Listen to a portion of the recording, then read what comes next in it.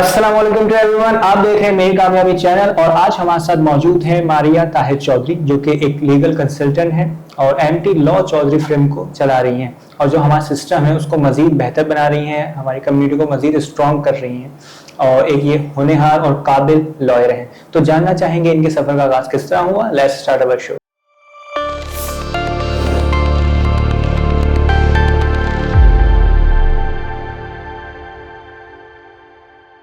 अस्सलाम वालेकुम। वालेकुम सलाम सर। कैसे मिजाज है मैम आपके? बिल्कुल ठीक ठाक, आप खैरियत से? जी अल्हम्दुलिल्लाह, मैं बिल्कुल ठीक और आपका बहुत शुक्रिया कि आपने एक अपनी कीमती वक्त में से चंद लम्हात हमारे शो के लिए निकाले।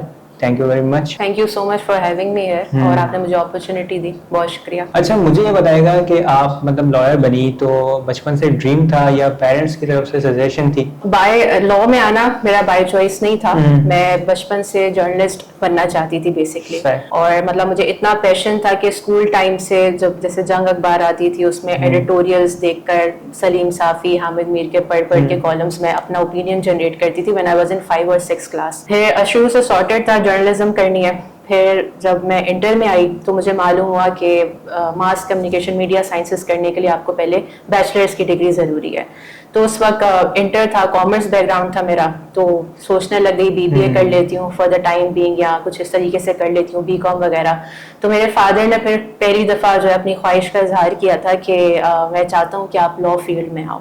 उन्होंने मुझे समझाया कि आप अगर लॉ कर लोगी तो आपके पास ज़्यादा मौके होंगे, और अगर आप जर्नलिज्म करोगी एकदम से तो आपके पास बड़ा सिलेक्टेड एरियाज होंगे। तो इस वजह से फिर मुझे समझ में भी आई। शुरू में थोड़ा सा हैवी लगा मुझे, पर मैंने once I started first year of my law school तो मज़ा भी आ रहा था। पॉलिटिकल साइंस पढ़ रही थी, फिर इंट्रोडक्शन टू लॉ पढ़ रही थी, मैंने कहा तो बड़ा मिक्स एंड मैच है। तो फिर by the end of second year of my law school I decided कि ये फील्ड बेहतर है।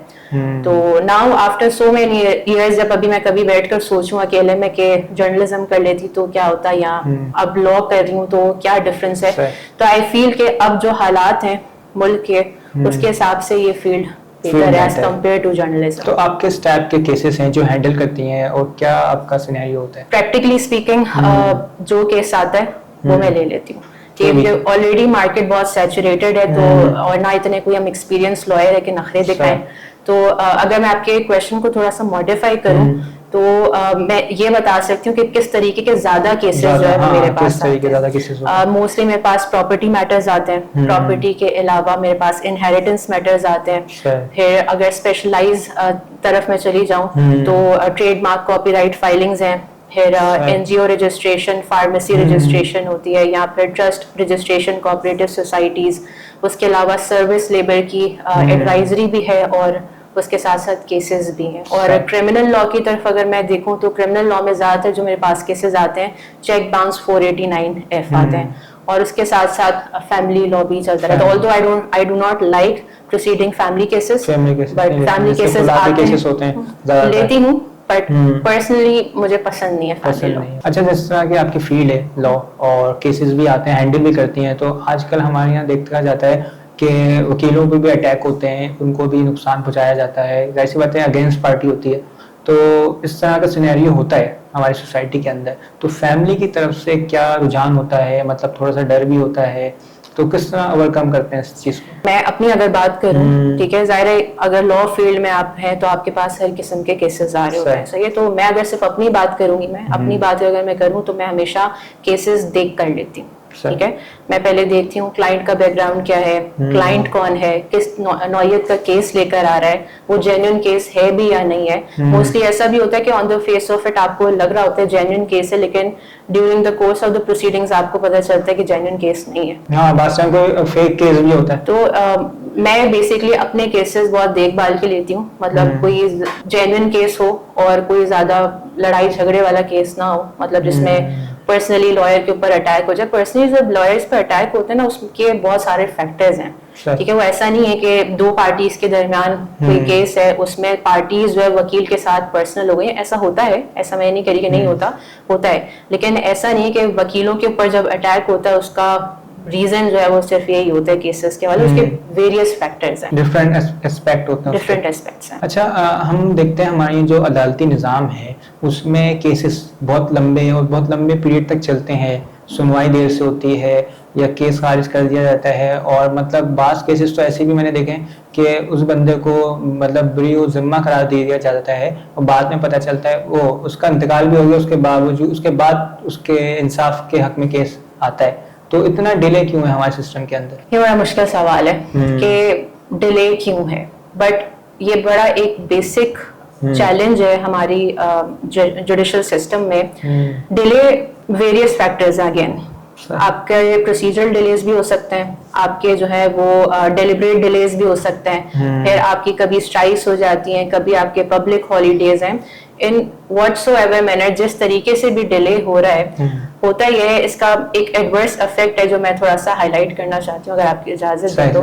जज बैठा हुआ है, सही है, जज की ड्यूटी है, आज वो यहाँ है कल कहीं और ट्रांसफर होगा।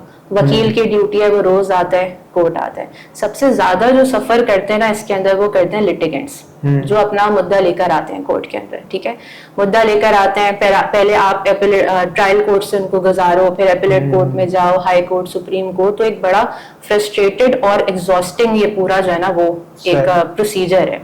तो जब तक वो बंदा वहां से गुजर रहा होता है, वो ऑलरेडी इतना एग्जॉस्टेड होता है, फ्रस्ट्रेटेड हो चुका होता है। एक तो आजकल माहौल ऐसा है कि हर कोई एक इकोनॉमिकली परेशान है, फिर उसके बाद उसके घर में 10 मसले हैं, फिर वो अपने जॉब से सेटिस्फाई नहीं है, और जब आप सड़क पे निकलो तो आपको एक सेंस ऑफ सिक्योरिटी भी नहीं है।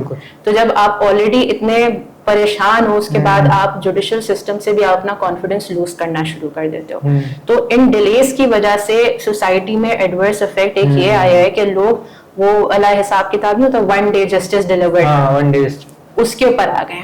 ठीक है, लोग इस तरह की शॉर्ट टर्म जो रिलीफ होते हैं उसको सेलिब्रेट करने लगे। अब पूछें इसकी एक एग्जाम्पल इसकी सबसे बड़ी है आजकल सीसीडी। ठीक है, सीसीडी के बारे में आपने सुना होगा। अभी एक केस हुआ है, मैंने देखा, जिसके अंदर सीसीडी ने बच्ची को मतलब मार दिया बगैर देखे और बगैर तहकीकात के, जो उसकी डेथ हो गई, फायरिंग कर दी। बिल्कुल, ऑस्ट्रेलिया की रेजिडेंट थी। बिल्कुल 9 साल की वो बच्ची थी। तो बेसिकली सीसीडी को आप सोशल मीडिया पे बहुत बैश होते हुए देखेंगे। सीसीडी को आप किसी लॉयर से पूछेंगे तो वही बोलेगा भाई एक्स्ट्रा जुडिशियल किलिंग्स हैं, गलत है, इनको कोई रोकने वाला नहीं है, अब लैक ऑफ अकाउंटेबिलिटी है। बात सारी दुरुस्त है, लेकिन देखें हर चीज के प्रोज एंड कॉन्स होते हैं। हमारे यहाँ वही जैसे मैंने कहा कि लोग इतने फ्रस्ट्रेटेड हो चुके हैं कि लोग जो है वो शॉर्ट टर्म जो सोल्यूशन है ना उनकी तरफ जाते हैं। आप अगर पंजाब में जाकर देखें सीसीडी की परफॉर्मेंस, ठीक है, आप लोगों से लोकल से पूछें, मैं ग्राउंड रियलिटीज की बात कर रही हूँ, मैं हम लोग जैसे टीवी में बैठ के हवाई बातें हो रही होती हैं, यहाँ जो सब अपने ओपिनियन दे रहे होते हैं, सबकी अपनी ओपिनियन की एक इम्पोर्टेंस है, वो बात नहीं है। बट द थिंग इज के आप जब लोकल से पूछेंगे ना वहाँ पे, और मैं बड़े शहरों की बात नहीं करी, मैं छोटे शहरों की भी बात कर रही हूँ, उसके अलावा मैं जो गांव गोट होते हैं उनकी भी बात करी हूँ। वहां पे जाके आप पूछेंगे लोगों से, लोग कहेंगे कि भाई बहुत अच्छा काम कर रहे हैं। क्यों? क्योंकि उनको शॉर्ट टर्म रिलीफ चाहिए, सही, उनको मिल रहा है, उनको पता है कि जी कोर्ट कचहरी जाएंगे वहां पे कन्विक्शन रेट है नहीं। जब कन्विक्शन रेट नहीं है तो फिर वो सीसीडी के हाफ फ्राई फुल फ्राई से खुश होना शुरू हो जाते हैं। आप इवन कराची के अंदर जो हालात हैं, आप आज ऑर्डर निकालें कि सीसीडी यहाँ पर, ये लोग सेलिब्रेट करेंगे। इवन अगर स्नैचर को कोई पकड़ लेते हैं, मोबाइल स्नैचर को, उसको जो है वो मारना शुरू कर देते हैं, उसकी टांगे तोड़ते हैं, लोग सेलिब्रेट करते हैं कि भाई अच्छा हुआ, जला भी देते हैं उसको, जला भी देते हैं, और ऐसे वाकयात हुए हैं। असल में आवाम जो है वो बहुत फ्रस्ट्रेटेड है और उनके नुकसानात इतने हुए, फिर कानून की पासदारी इतनी है नहीं, और वो जो है डकैत, अगर उनको हम छोड़, बास केसेस में ऐसा भी हुआ है, जैसे मिसाल के तौर पर अगर कोई चोर डकैत है, उसको छोड़ भी दिया तो वो जेल में बंद हो गए और फिर उसका वो रहा हो गया, तो फिर वो बाद में आके फिर अटैक करेंगे, आपको दुश्मन बन जाते हैं, तो लोग इस सेंस में उनको जला भी देते हैं, मार देते हैं। एग्जैक्टली, वो उनके माइंड में होता है कि भाई कचहरी जाएंगे, कानून से तो हमें कोई रिलीफ मिलना नहीं है, तो चलो अब हम खुद से ही करना शुरू करते हैं। तो एक ये बहुत बड़ा फैक्टर है। और दूसरा जो एक डिले का फैक्टर है वो ये भी है, मैं इधर उधर नहीं जा रही, सिर्फ कराची की कोर्ट्स की बात करती हूँ, कि एक जो लोअर कोर्ट में जज बैठा हुआ है, सही, इतनी सी कोर्ट है, उसके ऊपर आपने बर्डन डाला हुआ है 500-600 केसेस का।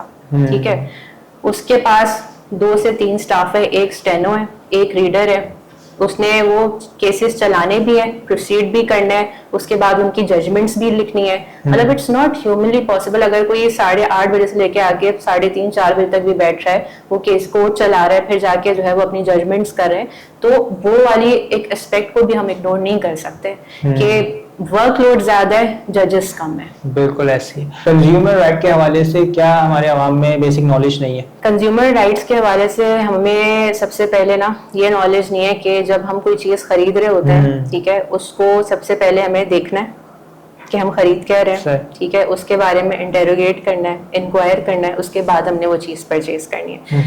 परचेज भी हम कर लेते हैं, लेकिन बाज़ दफा ऐसा होता है कि हम कभी रसीद नहीं ले रहे, या जो वो बंदा बोल रहा है, जैसे for example 7 days return policy है, पर उसकी कहीं पर लिखी हुई नहीं है। आप राइट आफ्टर नेक्स्ट डे और 2 आप जाते हैं और बोलते हैं कि जी ये चेंज कर दो, बोल देगा हमारी पॉलिसी नहीं है, फिर आप क्या करेंगे? अच्छा, कुछ लोगों ने लिख के भी लिखा हुआ है कि नो एक्सचेंज नो रिटर्न, इस तरह करके। But again the thing is कि अगर आप कोई चीज ले रहे हैं, सही है, तो फिर अगर आपकी चलो ऐसी पॉलिसी है भी नो एक्सचेंज नो रिटर्न, तो आप अपनी जो चीज है वो तो ऑथेंटिक दो। अब ऐसा ना हो कि अगर मैं फॉर इंस्टेंस ये कप ले रही हूँ और ये मैं घर लेकर जाऊँ तो मैं देखूँ कहीं से स्क्रैच है, ठीक है, ये मेरी ड्यूटी थी कि मैं उस कप को पहले देखूँ, इंक्वायर करूं, पूरा चेक करूं, उसके बाद मैं आपसे परचेज करूं, ठीक है। हाँ, ऐसा भी हो सकता है कि मैं घर लेकर आऊं, मुझसे ही स्क्रैच लगा और मैं आ जाऊं आपके पास कि भाई आपने मुझे जो है वो डिफेक्टेड प्रोडक्ट दिया है, ठीक है। तो ये मेरी ड्यूटी है कि मैं पहले चेक करूं चीज और उसके बाद मैं परचेज करूं, और जब मैं परचेज कर रही हूँ तो मैं रसीद लूं उसकी, और रसीद के ऊपर मैं सारी चीजें लिखाऊं। इवन अदरवाइज अगर आप ऑनलाइन भी मंगवा रहे हैं तो ऑनलाइन भी आप इंश्योर करें कि सारी चीजें आप देखें, पहले रिव्यूज देखें, रिव्यूज देखने के बाद उसके बाद ऑर्डर करें, और जो आप जिस जहां से मंगवा रहे हैं उसका स्क्रीनशॉट लें, आप अपना जो ऑर्डर वो प्लेस करते हैं उसका स्क्रीनशॉट लें, और अगर फिर भी कोई चीज आ जाती है, ऐसी डिफेक्टेड मटेरियल आ जाता है, प्रोडक्ट आ जाता है, या कोई ऐसी फॉल्टी सर्विसेज हैं जो आपको मिल गई हैं, तो उसके बाद आपके पास आपको ये मालूम होना चाहिए कि कानून आपको रेमेडी प्रोवाइड करता है। कानून क्या कहता है? कानून ये कहता है कि आपने जो है वो जब आपको पता चला है कि डिफेक्टेड है या फॉल्टी सर्विसेज हैं, तो विद इन 15 days आपने जो मैन्युफैक्चरर है या जहाँ से आपने परचेज किया है या जहाँ से आपने सर्विसेज ली हैं, उसको आपने इन राइटिंग इन्फॉर्म करना है, ठीक है। सबसे पहले आपने उसको अपना ग्रीवेंस बताना है, उसको उन्हीं विद इन 15 days में रिस्पॉन्ड करना है, और अगर वो रिस्पॉन्ड नहीं करता है विद इन 15 days तो कानून कहता है विद इन नेक्स्ट 15 days आपको कोर्ट में लेके जाना है, उसे कंज्यूमर कोर्ट में, और 30 days का बेसिकली आपके पास टाइम फ्रेम होता है कि उस 30 days के अंदर आपने उसको अपना ग्रीवेंस नोटिस भी भेजना है और उसको कोर्ट लेकर के आना। अभी एक केस ऐसा हुआ था, न्यूज़ में भी आ रहा था कि एक शख्स था, उसने रेफ्रिजरेटर खरीदा और उसमें कोई खराबी आई, उसने बकायदा केस कर दिया कंपनी पे, और कंपनी ने फिर उसको फ्री वो दूसरा नया जो रेफ्रिजरेटर है वो दिया। तो ये राइट्स हमें पता नहीं है हमारे माशरे, हम तो कहते हैं खराब आ गया कोई बात नहीं, और उसमें पैसे डिडक्ट करके फिर दूसरा पैसे मिलाकर दूसरा दे देते हैं, क्योंकि लोग वही बात again back to square one, लोग का जो है ना वो कहते हैं कोर्ट कचहरी क्यों जाएं, क्योंकि हमारा टाइम वेस्ट होगा, प्लस हमारे एक्सपेंसेस लगेंगे, और वो एक माइंडसेट एक माइंडसेट ये भी बना है कि भाई वकील हैं वो बहुत पैसे लेते हैं। मैं कहती हूँ कि हम लोग जितने अंडर पेड है ना, हमारी सबसे बड़ा प्रॉब्लम ये वकीलों में कि हम लोग एक तो कंसल्टेशन चार्ज नहीं करते, ठीक है। आप जाएं डॉक्टर के पास, पर विजिट आपको कंसल्टेशन लेगा, ठीक है। एक तो हम कंसल्टेशन नहीं ले रहे, ठीक है, उसका जो भी रीजन है कि क्लाइंट चला जाता है। वकीलों को ना लोग बहुत फॉर ग्रांटेड लेते हैं, ठीक है, बहुत फॉर ग्रांटेड लेते हैं, हमारा प्रोफेशन भी बहुत थैंकलेस है। ज्यादा किस केस में, मतलब प्रॉपर्टी के केस में पैसे ज्यादा मिलते हैं? देखिए, अच्छा पैसों की अगर हम बात करें तो वो एक जो है ना बेसिकली वकील की स्टैंडिंग पे भी मैटर करता है, ठीक है।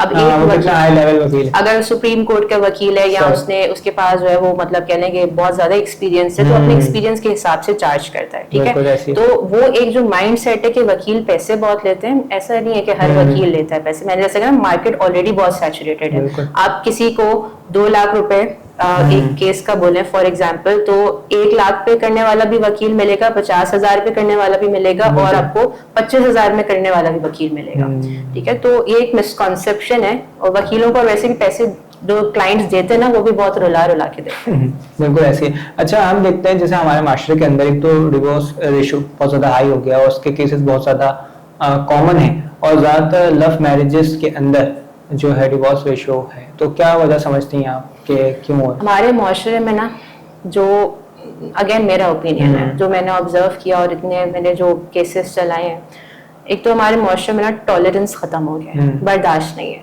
सही है। मियाँ बीवी का जो रिश्ता होता है उसमें आपको कहीं ना कहीं कॉम्प्रोमाइज भी करना पड़ता है, आपको एक दूसरे को बर्दाश्त भी करना पड़ता है। लेकिन वही बात है कि हर बंदा परफेक्ट नहीं होता, सही है, कुछ फ्लॉज एक में है, कुछ फ्लॉज दोनों में होते हैं और वो एक दूसरे को कॉम्प्लीमेंट करते हैं बेसिकली। हमारे यहाँ पर अब जो एक रुझान बन गया है, सही है, वो ये है कि जी दोनों साइड ने किसी भी किस्म का कॉम्प्रोमाइज नहीं करना, ठीक है, दोनों में से कोई भी जो है ना वो मेरी बात ठीक है, बस ये चीज सही है, एक तो ये फैक्टर है, तो ये कॉम्प्रोमाइज नहीं करता, ईगो बीच में आ जाती है बेसिकली, ठीक है, अपनी ईगो को सेटिस्फाई करना है। दूसरा जो एक है जो मैं बहुत ज्यादा देखा है चीजें, वो ये कि लड़कियां चाहती हैं कि जी हमें एक इंडिपेंडेंट घर मिले, सही है, शादी के बाद उनकी ख्वाहिश है, जायज है, वो एक अलग बात है, लेकिन बाज दफा ऐसा होता है कि जो उनकी डिमांड होती है ना वो लड़का पूरी नहीं कर सकता फाइनेंशियली, ठीक है, उसके ऊपर अपने माँ बाप की भी जिम्मेदारी है, या अगर उसके कोई अनमेरिड बहन है या भाई है उसकी भी जिम्मेदारी है, फिर उसके बाद वो शादी करता है, ऑलरेडी वो एक स्ट्रगलिंग एज में होता है, तो प्रैक्टिकली जो है ना उसके लिए एक इम्पॉसिबल चीज है, उसके ऊपर ऑलरेडी एक बर्डन है और आप उसके ऊपर इतना ज्यादा प्रेशर डाल दो कि वो बंदा जो है ना वो ना उधर का रह पा रहा है ना इधर का रह पा रहा है, ठीक है, तो वो इतना मेंटली फ्रस्ट्रेट हो जाता है कि फिर जो है ना वो इतना सीवियर कदम उठाने के लिए भी तैयार हो जाते हैं, और फिर लड़कियां जो है वो भी उसको टाइम नहीं दे रही होती हैं, तो एक ये भी बड़ा फैक्टर है। क्या सोल्यूशन समझती हैं, ओवरकम किस तरह किया जाए इन चीजों को? ठीक है, ओवरकम वही बात है कि हमें एजुकेट होने की जरूरत है, ठीक है। अच्छा, सबसे बड़ा जो प्रॉब्लम है हमारा ये है कि यहाँ पे ना हमारी कपल काउंसलिंग का कॉन्सेप्ट नहीं है, ठीक है। बाहर के अगर आप मुल्कों में देखें, कोई अगर डिस्प्यूट होता है मियाँ बीवी का, वो पहले ट्राई करते हैं, कोशिश करते हैं कि कपल काउंसलिंग करें, एक साइकोलॉजिस्ट होता है और वो उन दोनों को काउंसलिंग दे रहा है। हमारी काउंसलिंग ये होता है कि लड़की फौरन अम्मी को फोन करती है काउंसलिंग के लिए, और वो फिर नई 3 चीजें सीखती है, सही है, और अगर लड़का होता है वो अपने घर पे फोन करे तो वो 4 चीजें सीखता है। तो ये जरूरी है कि मियाँ बीवी का जो एक रिश्ता है उसको जो है ना वो थोड़ा सा स्पेस भी दें, और अगर आपके बीच में कोई इस तरह की चीजें डेवलप हो रही हैं तो सही है, वो काउंसलिंग अगर आप नहीं जा रहे तो बैठ के सुकून से बात करें, आपस में जो भी इत्तेफाक है उसको आपस में बात करें, क्योंकि वही बात है कि शादी एक बहुत बड़ी जिम्मेदारी है, ठीक है। वो ऐसा नहीं हो सकता कि आपसे एक से नहीं बननी, चलो दूसरी से कर ले, दूसरी से नहीं हो रही तीसरी से कर लो। अगर शादी बहुत बड़ा फैसला है जिंदगी का, तो आपको थोड़ा सा सोच के भी एक कदम उठाना चाहिए, पहले आप देख लो, लेकिन अगेन वही बात है, जब तक आप साथ नहीं रहते पता नहीं चलता, बिल्कुल ऐसी है, तो अगेन बाद में पता चलता है, बाद में पता चलता है, लेकिन स्टिल आपको जो है ना एक दूसरे को इतना मतलब बेसिक अंडरस्टैंडिंग होनी चाहिए कि आप थोड़ा सा एक दूसरे को टाइम दो।